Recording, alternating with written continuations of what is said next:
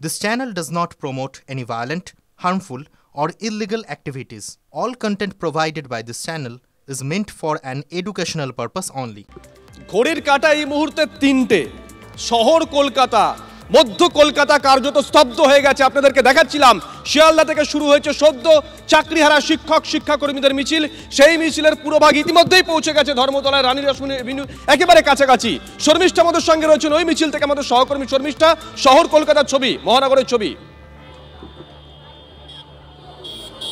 একদম তুমি যেখান থেকে শুরু করছিলে আমিও সেখান থেকেই শুরু করবো। দুপুর 3টে বাজে, তো 3টের সময় দেখো এটা ধর্মতলা চত্বরের ছবি।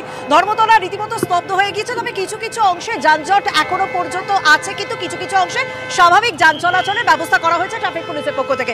তবে এই জায়গাটা আমি যদি দেখাতে চাই, ঠিক এই ধর্মতলার এই অংশটাতে যেখানে চাকরিহারা শিক্ষকরা শেষ করেছেন তাদের মিছিল, তবে তাদের পেছনের দিকে মিছিলের অনেকটা বড়, যেহেতু আমি প্রথম থেকেই বলে এসেছিলাম তার পেছনের অংশটা কিন্তু তারা পিছনের দিকেই রয়েছে, মানে শিয়ালদার দিকে যে অংশটা সেটা কিন্তু অনেকটা বড়, তাই সেদিকে এখনো পর্যন্ত মিছিল এসে ধর্মতলায় পৌঁছনি। তবে ধর্মতলায় এসে যে অংশটা পৌঁছেছে তারা এখানে সাময়িকভাবে দাঁড়িয়ে রয়েছেন এবং কোথাও কোথাও তারা বসে রীতিমতো তাদের একেবারে স্লোগান তুলছেন। ইতিমধ্যে ধর্মতলা চত্বরের ছবিটা দেখছি, এখানে অনেকে এসে বসে পড়েছেন, তাদের ছবিটাও আমি দেখাবো। ধর্মতলা ভেতরের দিকে ওইদিকে যারা নাগরিক মঞ্চের সদস্যরা রয়েছেন এবং বাদশা মৈত্র তিনি এসেছেন, তারা যেমন ভেতরে রয়েছে, এখানেও যারা আন্দোলন। আপনারা মিছিলে হাঁটছিলেন তো? মিছিলে হাঁটছিলেন তো? হ্যাঁ, হাঁটছিলাম। হ্যাঁ, কোথা থেকে এসেছেন? আমরা ধর্মতলা থেকে, আমরা শিয়ালদা থেকে এসেছি। শিয়ালদা থেকে ধর্মতলা এসেছেন। এতটা পথ, এত বড় মিছিল, যখন বাড়ি থেকে বেরিয়েছিলেন আশা করেছিলেন এত বড় মিছিল হবে? হ্যাঁ, আমরা আশা করেছিলাম এর চেয়ে আরও বেশি মিছিল হওয়া উচিত ছিল, হয়েছে। আমরা দেখতে পাচ্ছি আপামর জনসাধারণও আমাদের দিকে এগিয়েছে, ওনাদেরকে আমরা সাধুবাদ জানাই। আমরা দেখুন সকাল থেকে আমাদের পেটে একদানাও জুটেনি, তবুও আমরা মনে করছি যে আমাদের শরীরে স্ট্রেংথ পাওয়ার এখনও হাজার গুণ রয়েছে, যে আমরা এই পথের লড়াইকে জীবিত রাখবো। পথেই হচ্ছে আমাদের, যেহেতু সাথী মুখ্যমন্ত্রী আমাদেরকে বানের জলে ভাসিয়ে দিয়েছে, আমরা যেন তেন মূল্যে যে কোনো প্রকারে আমাদের এই চাকরি ফেরত পেতে চাই। পথেই একেবারে নেমেছেন, তাই পথেই রয়েছেন এবং প্রত্যেক দিনই পথেই থাকবেন। আপনি কোথা থেকে এসেছেন? আমি কৃষ্ণনগর থেকে এসেছি। কৃষ্ণনগর থেকে এসেছেন। বাড়ি থেকে কটায় বেরিয়েছেন?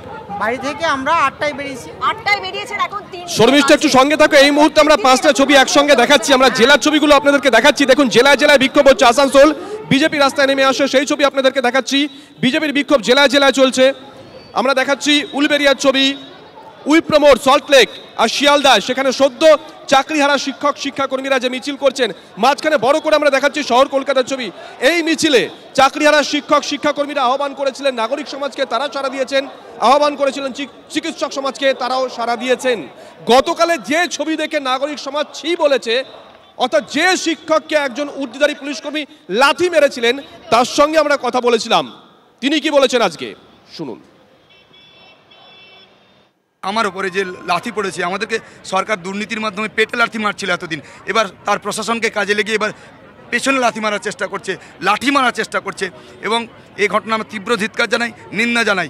যে বলে যে সরকার মানবিক, আমরা তো বুঝতে পারছি না এই সরকার মানবিক না, সরকার দানবিক। কিন্তু অন্যায় যখন কোনো করিনি, তাহলে মাথা চোখে চোখ রেখে আমরা কথা বলবো। আমরা এই আন্দোলন চাই না, আমরা চক ডাস্টার পেন ধরতে চাই। আমরা শিক্ষক, আমাদের আন্দোলন করা আমাদের পেশা নয়, আন্দোলন করার পেশা হচ্ছে রাজনীতিবিদদের। অমিত রঞ্জন ভূঁইয়া যে আমাদের সঙ্গে সামনের সারিতে থেকে সহযোদ্ধার মতো কাজ করছে, আজ তার পেটে লাথি মারলো। এটা বলতে পারেন সে আজকে স্কুলে গিয়ে তার স্টুডেন্টদের সামনে কি বলবে? স্টুডেন্টরা যদি আঙুল তুলে স্যার আপনি লাথি খেয়েছেন, এর লজ্জা রাখবো কোথায়? 2-3টে চাকরি ছেড়ে যারা পিএইচডি করে এখানে এসেছে, তারা আজ কোথায়, কেন রাস্তায়? এটা আমার জবাব চাই শিক্ষামন্ত্রীর কাছে, মুখ্যমন্ত্রীর কাছে। ওনারা জবাব দিতে বাধ্য, কারণ ওনারা নিয়োগ করেছেন, চুরিটা ওনারা করেছেন। ওনার মন্ত্রী জেলে ছিলেন, আমাদের কিছু হয়নি।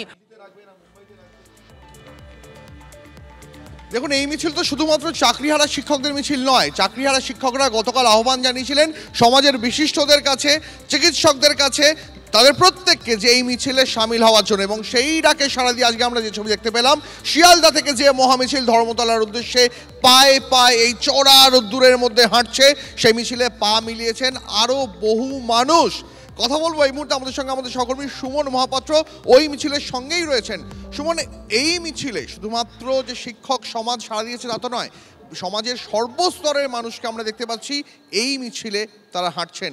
এই মুহূর্তের ছবিটা ঠিক কি, তোমার মাধ্যমে একবার দেখতে চাইবো। দেখো দীপ, এখানে যেভাবে যোগ্য চাকরিহারা শিক্ষক শিক্ষিকাদের আওয়াজ উঠছে, সেখানে আমি তোমার আওয়াজ স্পষ্ট শুনতে পাচ্ছি না। তবে এটুকু বলতে পারি যে শিক্ষকরা যারা চাকরি হারিয়েছেন তারা বারবার রাজপথে নামছেন। এবং তুমি দেখো আমার সঙ্গে রয়েছেন এই যোগ্য শিক্ষকদের যে নেতা মেহবুব মণ্ডল। মেহবুব, কালকে বৈঠক রয়েছে, আজকে আমরা দেখাতে বলবো ছবিটা একবার। গোটা ধর্মতলা এই মুহূর্তে স্তব্ধ হয়ে রয়েছে আপনাদের গর্জনে, কিন্তু রফা সূত্র কি রাস্তার মাধ্যমে বেরোবে? রফা সূত্র আমাদের দাবি, যেটা মূলত আমাদের দাবি, সেই দাবির প্রতি আমরা বদ্ধপরিকর। রফা কি হবে, রফা বলে নয়, রফা মানে তো অন্য কিছু বোঝায়। আমাদের ঠিক বক্তব্য হচ্ছে আমাদের ন্যায় পাওয়ার ক্ষেত্রে যাবতীয় যা কিছু করণীয় সেটা করতেই হবে, সেটা সরকারকেই করতে হবে। কারণ এই অবৈধ নিয়োগ সরকার করেছে এবং আজকে আমরা দেখলাম যে কয়েকটা কোড অফ কন্ডাক্ট ফাইল করা হয়েছে। তারা কারা আমরা সন্ধ্যাবেলা বলবো। আমরা বারবার বলছি শাসক তো দায়ী, বিরোধীদের মধ্যেও যদি সদর্থক ইচ্ছা থাকে সেটাও আস্তে আস্তে প্রকাশ পাবে। কারণ আমরা দেখতে পাচ্ছি আদালত অবমাননার ফাইল হচ্ছে, কারা কারা সে আদালত অবমাননা। মেহবুব, একটা কথা সরকার পক্ষ শাসক দল বলছে যে একদিকে আলোচনা একদিকে আন্দোলন, দুটো একসাথে চলতে পারে না, হয় আলোচনা না হয় আন্দোলন। এটা ভুল কথা। আলোচনা এবং আন্দোলন, আলোচনার একটা পথ রাস্তা, আন্দোলন ছাড়া আলোচনা হতে পারে না, একে অপরের পরিপূরক। আন্দোলন চলবে। তাছাড়া আমার এই যে ঘটনাটা ঘটেছে, রাজ্য সরকারের যেমন দোষ আছে তেমন কোর্টেরও তো একটা পর্যালোচনার দরকার আছে। আমরা দেখেছি বড় বড় বিল পাস হয়ে যায়, যে বিলের সব বিপক্ষে প্রচুর লোক রাস্তায় নামে, সুপ্রিম কোর্ট সেটাকে, মানুষের জনমত কি চাইছে সুপ্রিম কোর্ট সেটাকে অবজার্ভ করার চেষ্টা করে। দেখি তো সত্যি আমাদের অবজারভেশনে কোনো ভুল আছে কিনা। তো আমাদের আন্দোলন সব ক্ষেত্রেই একটা রাস্তা বেরিয়ে আসবে, আন্দোলন থেকে সরা যায় না। মেহবুব, কালকে বৈঠক রয়েছে, ব্রাত্য বসু বলেছেন এসএফসির সঙ্গে মধ্যশিক্ষা পর্ষদের সঙ্গে আপনাদের প্রতিনিধি দলের বৈঠক হবে। আপনারা কতজন যাবেন, কখন যাবেন, কিছু স্থির হয়েছে? আমাদের এখনো কোনো কিছু ঠিক হয়নি। কোন কোন কারা কারা যাবে আমাদের এখনো আলোচনার স্তরে আছে, সেগুলো আমাদের নজর থাকবে। তবে জানেন তো এই ছবিটা, মানে আজকের মিছিলের ছবিটা দেখতে দেখতে মনে হচ্ছিল ঠিক 14ই আগস্টের রাতের কথা। সেদিনকে তিলোত্তমার জন্য বিচার চেয়ে গোটা বাংলা যেভাবে পথে নেমেছিল, আপামর জনতা পথে নেমেছিল, আজকের এই মহামিছিলেও কিন্তু তেমনই বহু মানুষ তারা হাঁটছেন। আপনাদের দেখাবো, কথা শোনাবো এক বৃদ্ধ, তিনি ক্রাচ হাতে এই চড়া রোদ্দুরের মধ্যে শিয়ালদা থেকে হেঁটে ধর্মতলায় যাচ্ছেন। শোনাবো তার বক্তব্য, পাশাপাশি আপনাদের দেখাবো স্বাস্থ্য ভবনের সামনে তিলোত্তমার জন্য বিচার চেয়ে যে চিকিৎসকরা, জুনিয়র চিকিৎসকরা, তারা রাতের পর রাত জেগে বসেছিলেন, সেই আন্দোলনের মুখ দেবাশিস হালদারের বক্তব্য শোনাবো আপনাদের। আমাদের বঞ্চিত এমন বেজ্জতিকে মা বন্ধ করছে, তাদেরকে বলছি আমাকে সাথে নিন, আমি আপনাদের সঙ্গে পথে থাকবো, পথ ছাড়বেন না, পথ ছাড়বেন না, পথেই মীমাংসা হবে, আদালত না। এটা একটা রাষ্ট্র সিস্টেম আছে, ওই সিস্টেম আপনার স্বার্থে নয়।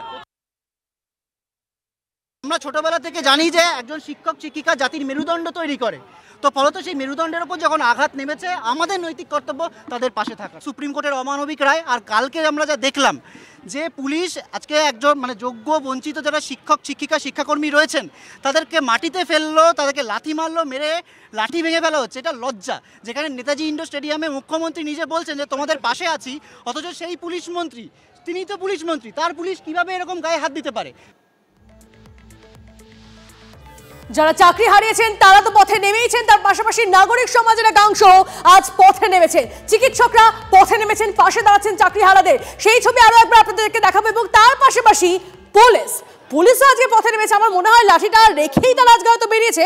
আমি একটু জানার চেষ্টা করি আজকে পুলিশের নিরাপত্তা কতটা রয়েছে বা পুলিশের অবস্থান কি রয়েছে, সমস্তটা জানার চেষ্টা করবো। আমাদের প্রতিনিধি দীক্ষা আমাদের সঙ্গে রয়েছে সরাসরি। দীক্ষা,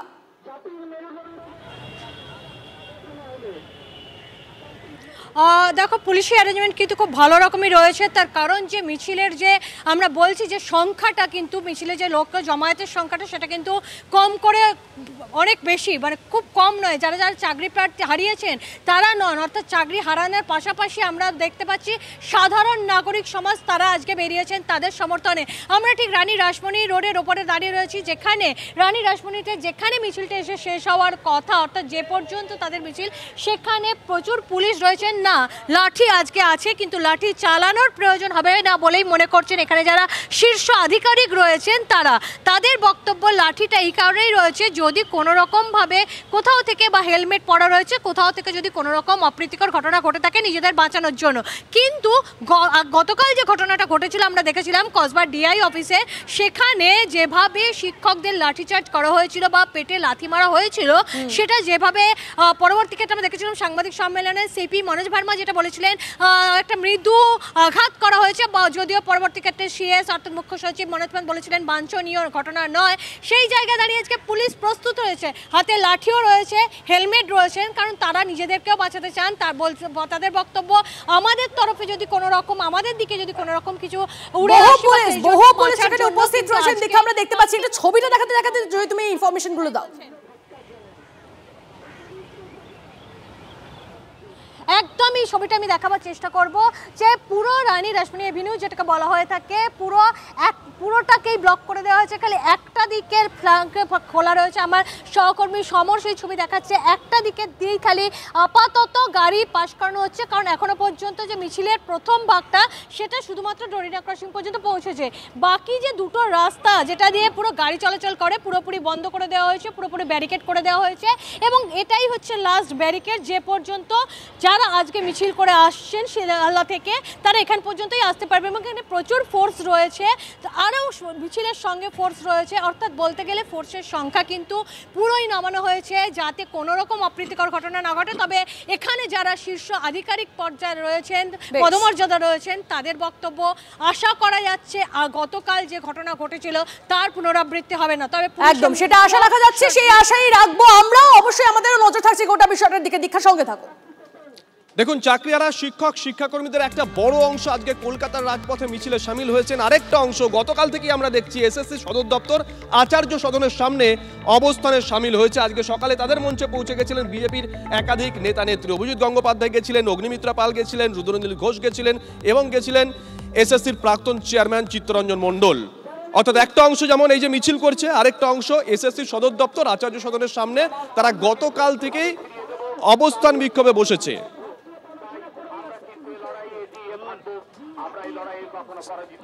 এই মুহূর্তে আচার্য সদনের ঠিক সামনে থেকে আমাদের সঙ্গে লাইভে রয়েছেন আমাদের সহকর্মী সোমা দাস। সোমা, এই মুহূর্তে ছবিটা কারা কারা আছেন?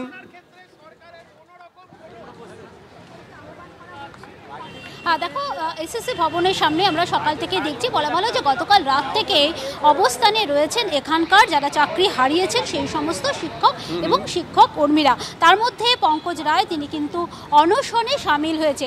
এর মধ্যেই আমরা সকাল থেকে দেখতে পেয়েছি যে এই মঞ্চে কিন্তু রাজনৈতিক ব্যক্তিত্ব তারা এসে উপস্থিত হয়েছেন। আমরা দেখেছি বিজেপি নেত্রী রূপা গাঙ্গুলি তিনি এসেছেন, আমরা অভিজিৎ গঙ্গোপাধ্যায়কেও দেখতে পাচ্ছি। তারপরেই কিন্তু আমরা দেখলাম যে এখানে অর্থাৎ এই মঞ্চে সেখানে কিন্তু একটা পোস্টার লাগিয়ে দেওয়া হয়েছে, যেই পোস্টারে কিন্তু একেবারে স্পষ্ট করে লেখা আছে দয়া করে মঞ্চটাকে কেউ রাজনৈতিক রং লাগাবেন না। দেখতে পাচ্ছ একদিকে যেমন অনশনে রয়েছেন পঙ্কজ রায়, অনশনের যেমন এখানে পোস্টার রয়েছে, পাশাপাশি কিন্তু এই মঞ্চটাকে কোনোভাবে রাজনৈতিক রং লাগাবেন না এইভাবেই কিন্তু তারা পোস্টার টানিয়েছেন। তারা যেটা বলছেন যে তারা সমস্ত মানুষকে আহ্বান জানাচ্ছেন ঠিকই, তবে এই মঞ্চটাকে ব্যবহার করে কোনো রকম রাজনৈতিক যে প্রতিক্রিয়া সেই রাজনৈতিক প্রতিক্রিয়া বা রাজনৈতিক কোনো বক্তব্য তারা কিন্তু কোনোভাবেই পছন্দ করছেন না। যদিও আমি প্রশ্ন করেছিলাম যে এই মঞ্চে আমরা দেখেছি বিজেপির নেত্রী রূপা গাঙ্গুলি তিনি এসেছিলেন এবং অভিজিৎ গঙ্গোপাধ্যায় তিনিও কিন্তু রয়েছেন, এখনও তিনি রয়েছেন এখানে। আমি আমার ক্যামেরা পার্সন সুমিতকে বলবো, সুমিত তুমি একটু ছবিটা দেখাও যে এখানে কিন্তু অভিজিৎ গঙ্গোপাধ্যায় তিনিও রয়েছেন।